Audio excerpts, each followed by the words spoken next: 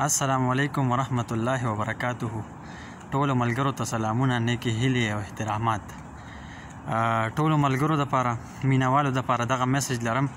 په میډیا ګورم د 14 اګست تیاریانې ښه په جوش و خروش سره روانې دي او سبا به 14 اګست مناویږي.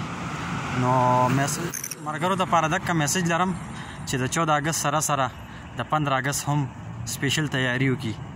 هسې نه چې داسې وي چې په 14 اګست زموږ د ملک فلیګ جنډا یا بیرغ په جوش و خروش سره اوچته شي او په 15 اګست باندې بیا د نالې په غاړه یا ډسبین یا زباله یا ډیران کې پرته وي، نو دا به ډېره د افسوس خبره وي.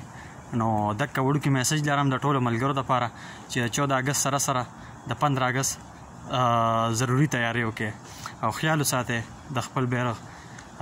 څنګه چې تاسو خفه کېږئ چې ستاسو د جنډۍ څوک بېعزتي وکړي، نو ځان هم د دې نه وساتئ چې د خپلې جنډۍ په خپله بېعزتي ونه کړئ او د 14 اګست سره سره د 15 اګست هم ضروري خیال وساتئ.